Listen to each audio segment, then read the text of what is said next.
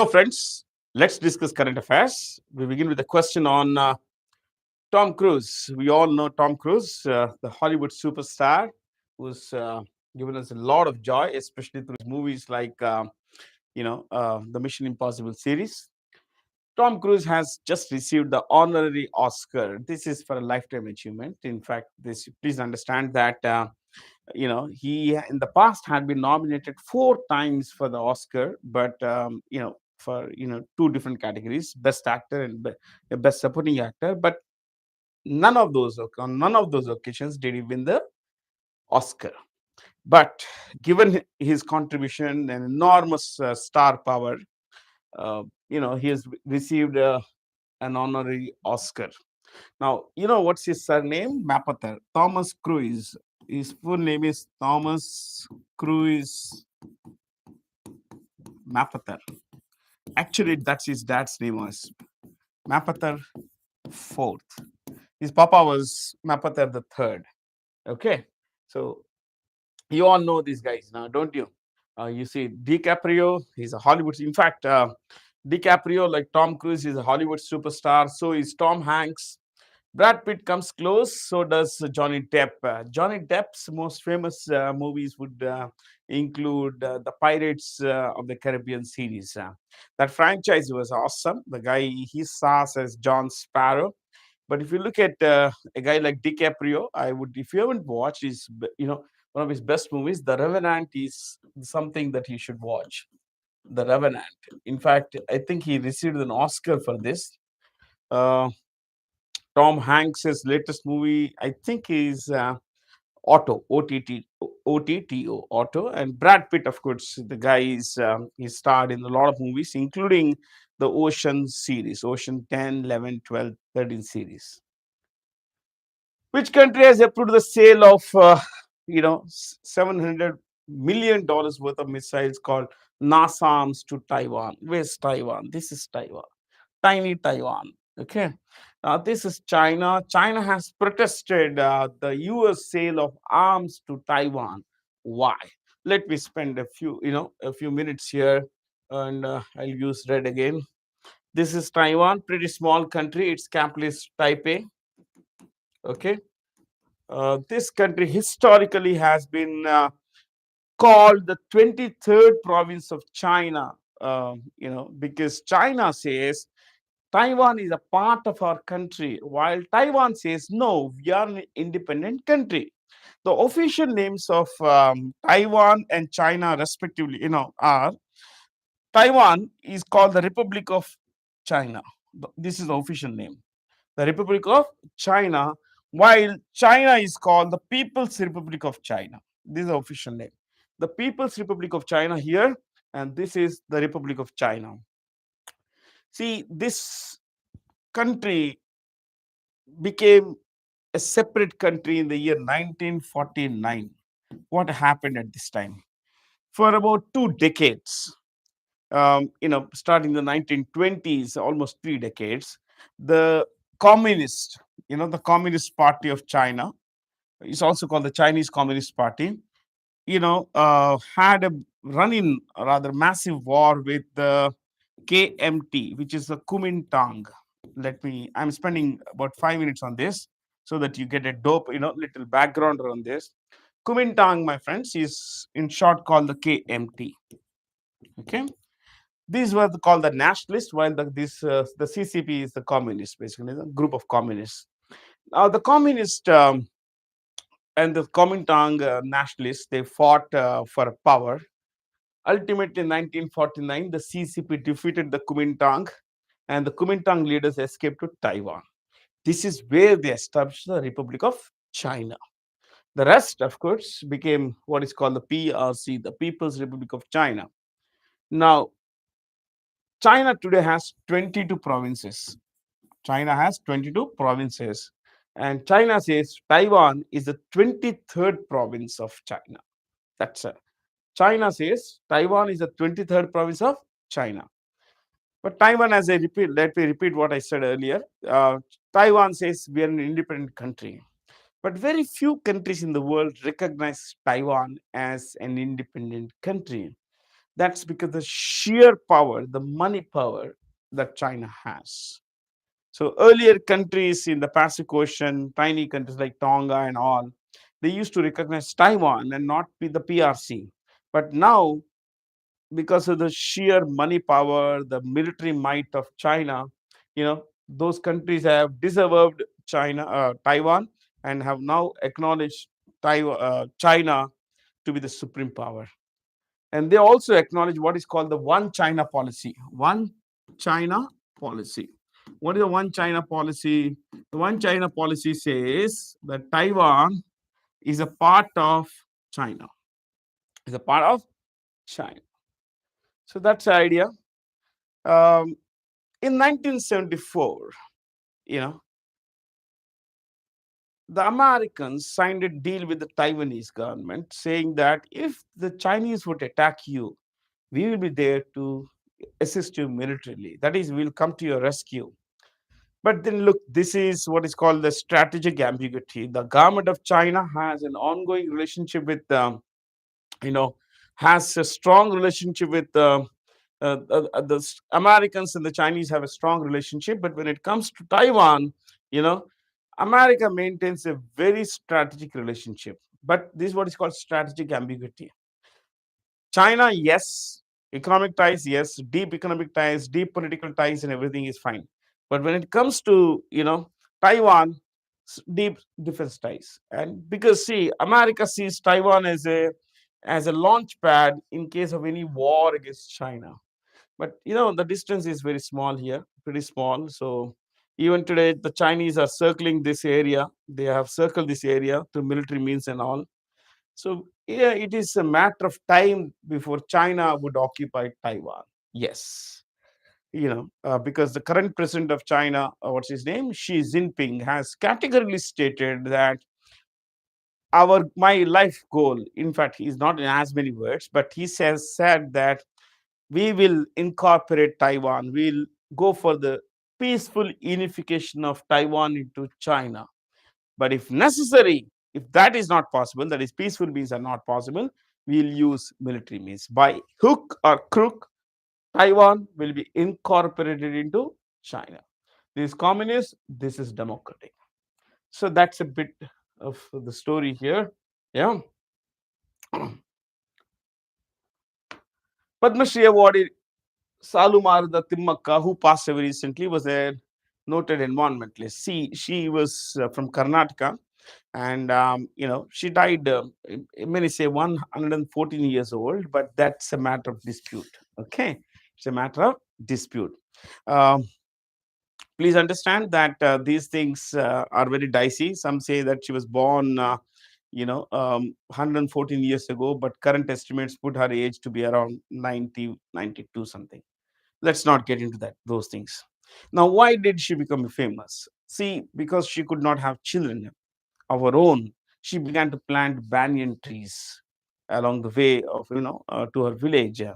So these banyan trees, about 385 some number, she came to treat them as her own children. Yeah. So that's the idea, my friends. Please understand that these things, uh, you know, uh, she became famous primarily because of her, afforestation effort.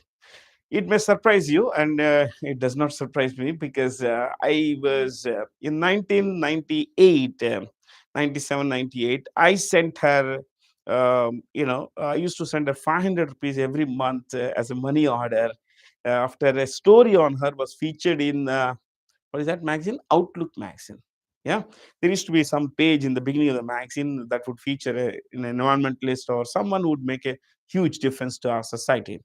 Timmakka was mentioned there. So, and it was mentioned that she did not have adequate money and everything. So for about 10 months, I sent her money, but and I would receive a postcard from a local teacher because she could not read, right?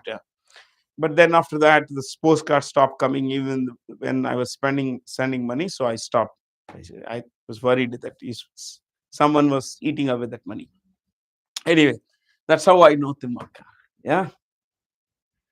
Then the Indian art director who received the French government's highest award in culture. It's a little tight, French thing. So I'll go with English one. Order of arts and letters. Ladies and gentlemen, meet Tota Tarini. Tota Tarini is, you know, India's best known art director. He is known for his stylish set designing and everything, especially if you look at the movies like, Sagar Sangamam. What is that? Uh, there was this movie. There was this Telugu movie where he built the entire Madurai Meenakshi Mandir. The Meenakshi Mandir in Madurai, which is a world famous cultural, icon. He rebuilt that entire thing for a Telugu movie. So he's just been awarded this. He's quite old actually. Coming to this, India has emerged as the sixth largest patent filer. Ladies and gentlemen, this is something that signifies that we are moving strongly towards research and development. That there is a lot of, a great deal of research happening in our country, and we are coming up with innovative things. That's why the patents. So the highest number of patents have been filed by ranking order: China, okay, 2 United States, 3, if I'm not wrong, Japan, 4 South Korea, 5 I think Germany. Yeah. So these, and India would be the 6th. The top 5 patent holders, my friends. Okay. So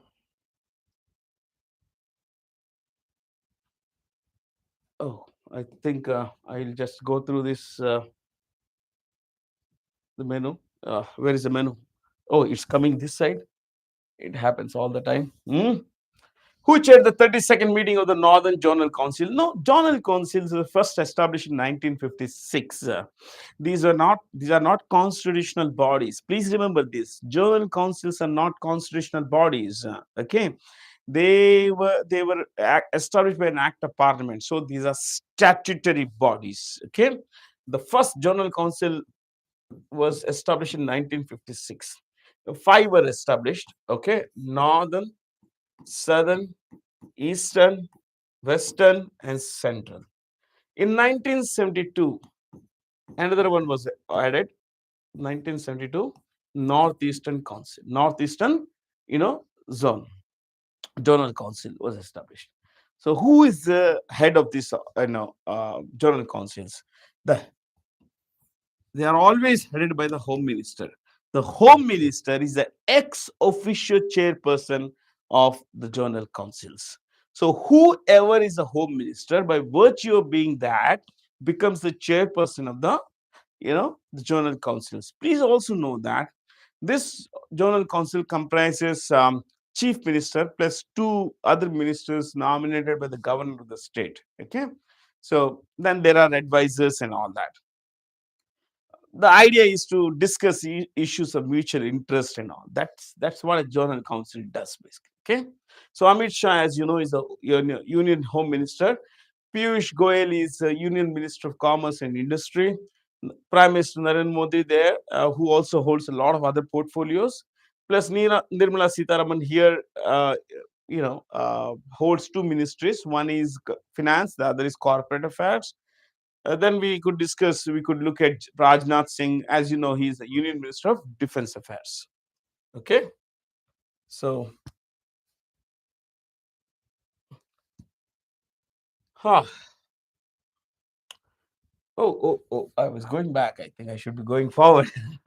The center has extended Mallika Srinivasan's tenure as the chairperson of the Public Enterprises Selection Board. The primary job of the PSEB is to select the chiefs of public sector enterprises. Okay.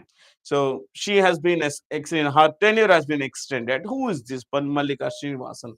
She is the chairperson of tractors and farm equipment. What is it? Tractors and farm equipment. So tractors and farm equipment is India's second largest tractor manufacturer. And remember that it's a part of what is called the amalgamations group. Amalgamations group. Okay, that's it. Amalgamations group. Export Import Bank of India is headed by Harsha Bangari. Harsha Bangari. She is the managing director here. State Bank of India, Challa Srinivasulu Shetty. National Housing Bank, it's a regulatory body of the housing finance companies in India. This is headed by Sanjay Shukla. Sanjay Shukla, that's a managing director. National Bank for Agriculture and Rural Development, that's NABARD. The highest refinancing agency for agriculture credit, cooperative agencies and all. This is headed by KV Shaji. KV Shaji. KV Shaji. Okay. Ira Bindra has become the first Indian, HR, first Indian woman executive of an India, to be featured among the world's top chief human resource officers. She is the chief HR officer of Reliance Industries. Reliance Industries, India's biggest private sector company. Infosys Technology. Let's look at who run these companies. Infosys Technologies is run by what's his name? Salil Parekh. CEO is Salil Parekh. Okay. Aditya Birla Group chairperson is Kumar Mangalam Birla. Kumar Mangalam Birla is an MBA and a chartered accountant. And Aditya Birla Group owns a lot of companies like Grasim, Hindalco, Ultratech Cement, TCS, Tata Consultancy Services, is headed by Kriti Vasan. This is a CEO, Kriti Vasan. Okay. Murugappa Group. Now, Murugappa Group is a highly diversified company. They are into a lot of businesses. If you see any name that starts, the company name that starts with Chola Mandalam, remember, it's owned by the Murugappa Group. Chola Mandalam Finance, Chola Mandalam Insurance and all, plus a very famous company on the, company called EID Parry.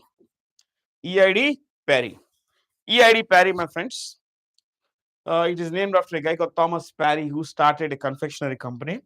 It is into a lot of business, a lot of products. Like its most famous product is earlier it used to be these chocolates and all that. Now its most famous product is sugar. Yeah, Parry sugar and all that. The current chairperson of Murugappa Group is M. Murugappan. M. Murugappan. Okay. The 8th edition of the Joint Military Exercise Ajay Warrior between India and the UK took place recently in Bikaner, which, as you know, is in North Rajasthan. This military exercise has been there since 2011.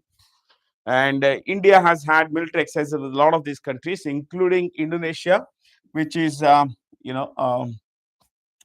think it's called Garuda. Yeah, Garuda Shakti.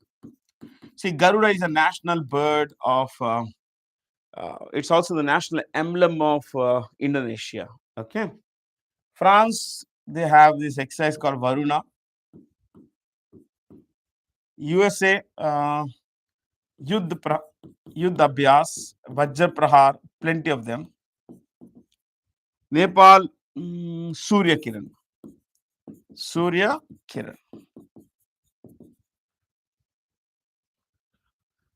Okay, India is buying about, India has signed a 1-year deal to import 2.2 million tons of LPG, liquefied petroleum gas, from the United States. It's a kind of a, it's a deal that would cool down the United States' anger towards India for buying a lot of, Russian oil.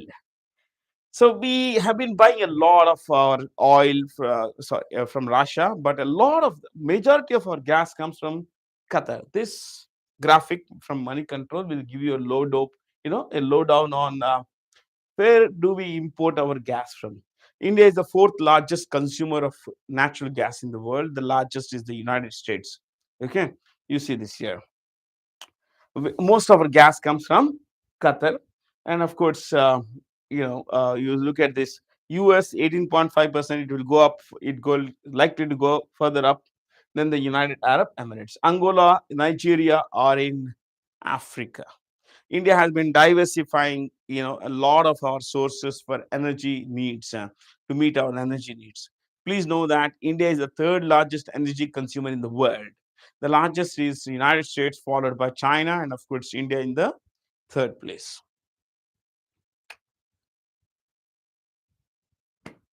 With which institution did the Defense Research and Development Organization sign an agreement to develop smart technological solutions for national security?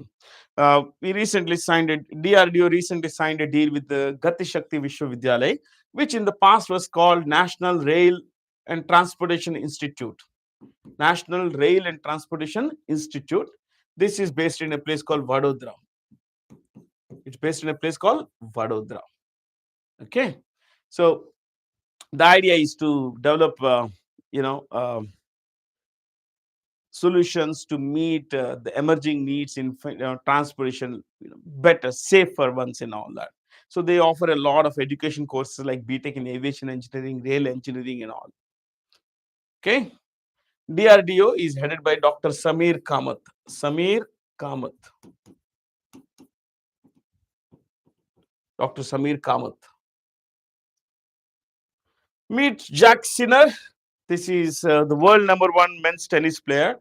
He recently won the ATP final tournament. ATP finals is the highest tournament. In fact, the year ender basically. Apart from the Grand Slam, this is the most important event. The 4 Grand Slams, as you know, what are they? Australian Open, the French Open, the Wimbledon, and of course, the US Open. In that order, they are held. So this guy, recently won the ATP finals, and for that effort, he received $5.7 million. Yes, one title. Okay, and he defeated Alcaraz. He was a runner-up. This is a winner. You see this logo here, the Nike logo. This Nike logo is called swoosh. What is it called? Swoosh. The tick mark is called swoosh. That's the name of the logo. An annual BIMSTEC Young Diplomats Conference took place recently in New Delhi, my friends. So BIMSTEC, what is BIMSTEC? Bay of Bengal Initiative for Multi-Sectoral Technical and Economic Cooperation. Let me repeat. Bay of Bengal Initiative for Multi-Sectoral Technical and Economic Cooperation. This comprises 7 countries. BIMSTEC comprises 7 countries. It's headquartered in Dhaka. Its Secretary General is currently an Indian called Indramani Pandey. Indramani Pandey. Indramani Pandey. What are the 7 countries? You see, this is India, Nepal 2, 3 Bhutan, 4 Bangladesh, 5 Myanmar, 6 Thailand, 7 Sri Lanka. So Bay of Bengal, basically. Okay. At the 6th National Awards, Maharashtra secured the first rank in the best state category. Water saving, water harvesting technologies, use of all of those things. And of course, not just water conservation, but also better utilization of water in, look at this, Maharashtra, it got the first prize. Second was Gujarat, third was Haryana, in that order. But I have also added a few more categories here. The best urban local body was Navi Mumbai, which, as you know, is in Maharashtra. Coming to the choices, the best village panchayats when it comes to water conservation, everything, Dubbi Ganipalli, and Payam. Payam is in Kerala. Dubbi Ganipalli is in Andhra Pradesh. Dubbi Ganipalli is in Andhra Pradesh. The industrial plant owned by Apollo Tyres in Kanchipuram. Apollo Tyres is one of India's largest tires company, but its plant in Kanchipuram has been at the very forefront of water conservation and water harvesting techniques. So it won the award for its efforts under the category of best industry. Parasocial, it's a nice term. Parasocial is, Cambridge University's word of the year. What does it mean? It's a relationship. It's not something new. It was coined sometime in 1956. is a term coined in 1956. It's about, it signifies a relationship you could have with someone you don't know, but you have a great affinity with that person. You relate to that person. You develop a certain bond with that other person you have never met. This other person could be a celebrity, a sports person, an influencer today, as we call them. It could be anyone, but you have never met such person. So it's always one-sided. That affection is always one-sided. So it's not that one, unrequited love, which is one-sided. It's parasocial. It's a kind of affection you have or relationship you build with someone you never met. Okay. With a population of just about a little over 1.5 lakh square, 1.5 lakh, and a population, the country's area being 444 square kilometers. Population is just this, and area is just this. Okay, one country has qualified for the World Cup FIFA 2026 FIFA World Cup, and this is the country, Curacao. This is the country. These two islands make Curacao. In fact, this is a major island, and remember, Curacao is a part of Netherlands, the Kingdom of Netherlands. The Kingdom of Netherlands has a lot of countries all over the world, including Aruba. Okay, Aruba, Curacao, all of these countries. Now, if you look at this, I was reading a bit about Curacao, and I found that its capital is Willemstad. You don't have to remember this, just for familiarity's sake. Willemstad is capital of Curacao. Maldives is Asia's smallest country by area, just 298 square kilometers. Okay, second by population, first by area. Population, the smallest country in Asia by population is Brunei, Brunei. This is Maldives, the capital is Male. Monaco, which is a country, tiny country in what is it, on the French coast, on the Mediterranean Sea, basically. Yeah. This, ladies and gentlemen, remember its capital is a place called Monte Carlo. Monte Carlo, and its capital, Monte Carlo. Let me write here. And remember one more thing about Monaco. This has the highest density of population for any country in the world. Its area is 2.1 square kilometers. How much? 2.1 square kilometers. But its population is about 38,000 people.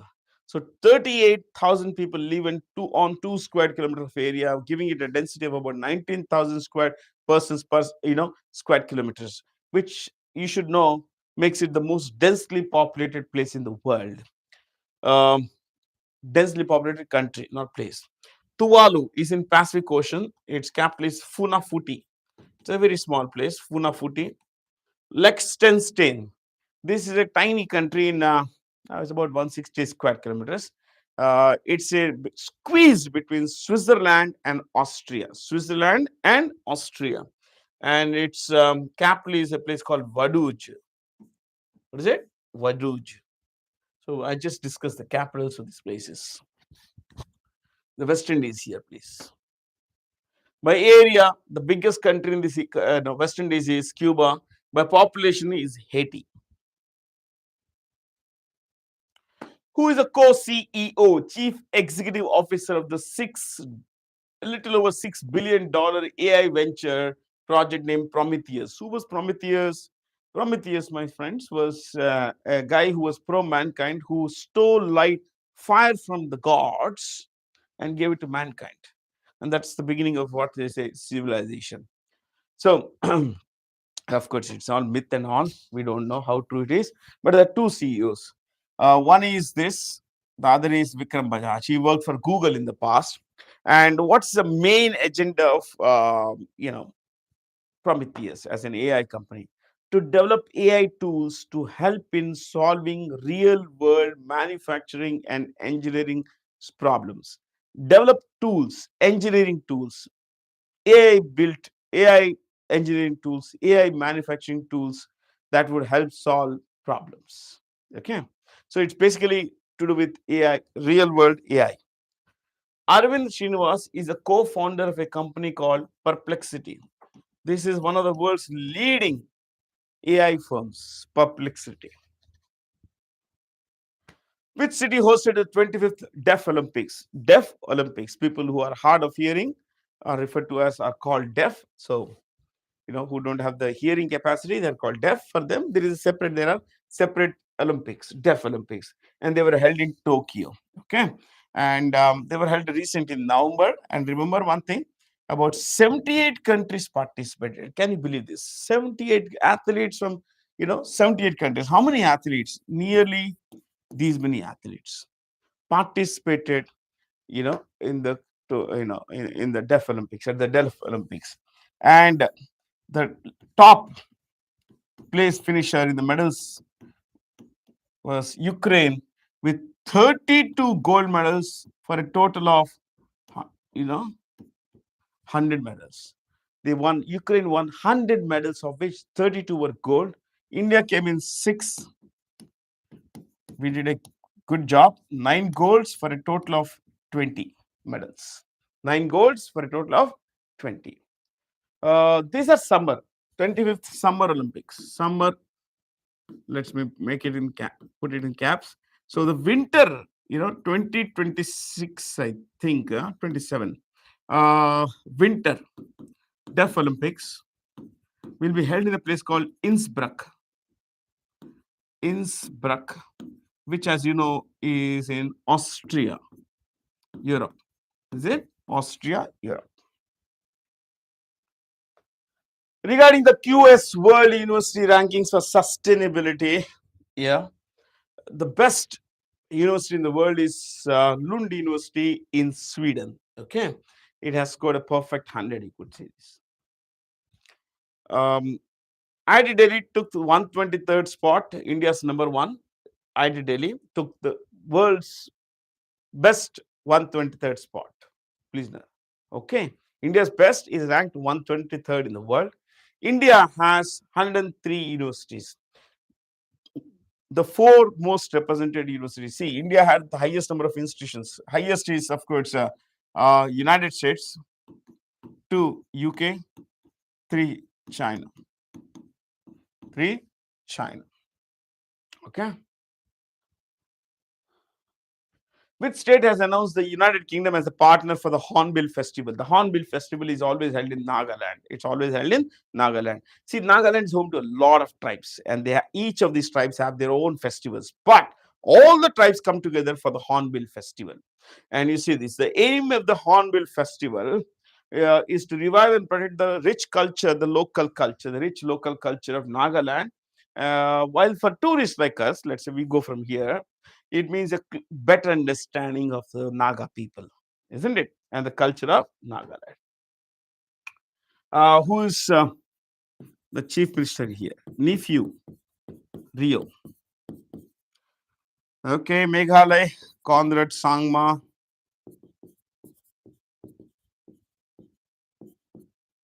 Manipur, we have the president's rule. Mizoram, Laldu Homa. Assam, Himanta Biswa Sharma. Which city hosted the 10th Global Economic Summit and the 6th World Trade Expo? New Delhi, my friends. Mumbai. It was held in Mumbai, and the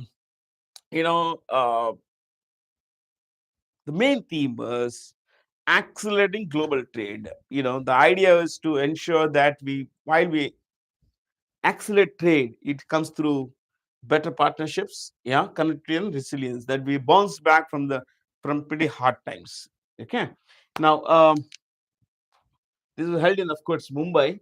And if you look at these places here, Chennai, shall we put some institutes in each of these places? Maybe 2 places at least. Chennai is home to the Central Leather Research Institute.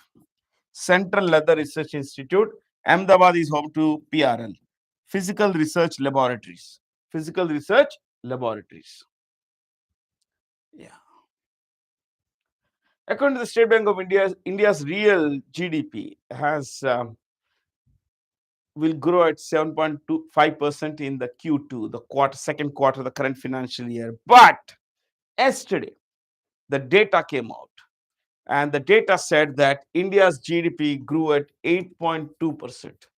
That is why I always say these are numbers that they come out with are all speculations, pure conjectures based on a lot of course, data points. But when it comes to the real number, it's 8.2, which is higher than the most positive estimate we have had from any agency, including government agencies. So India's GDP grew at 8.2% over the previous, over the 3 months of the previous financial year. In the same period, previous financial year. I'll pick this question in the next class, first question, and break this into small parts as to what grew, what didn't really grow, and all that.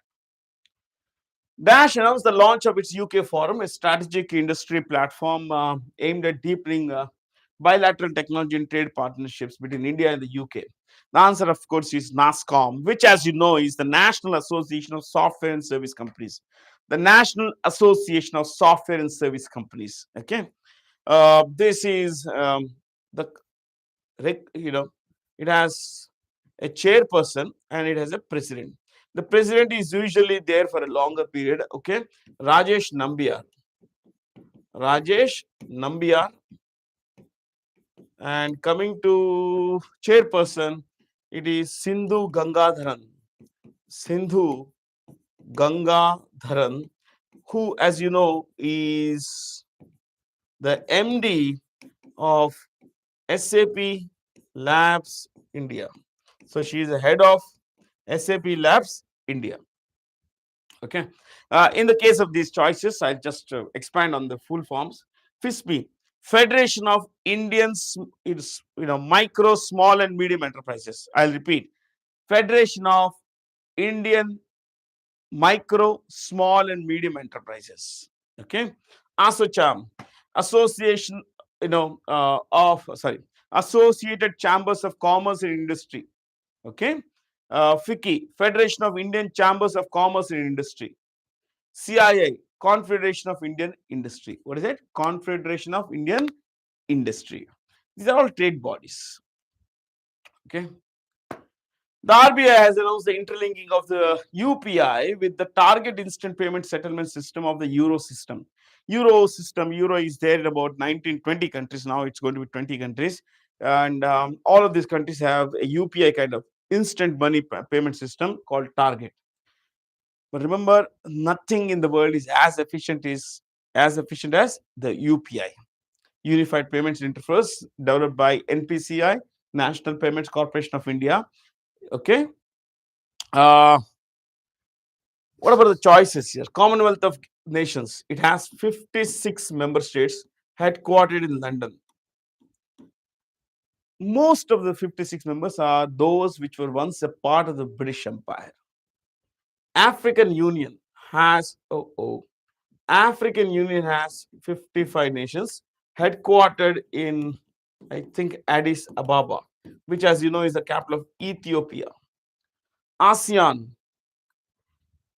Association of Southeast Asian Nations, currently 11 members. The newest member is East Timor or Timor-Leste, headquartered in Jakarta.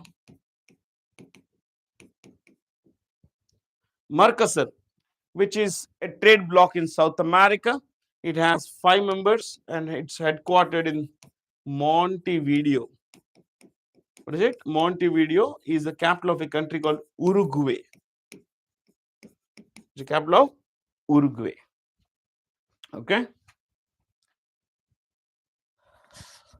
I guess we collected information about each of these. That's all from me, Bharat C. Jain. Have a lot of fun. Thank you for being here. Stay curious. Thank you.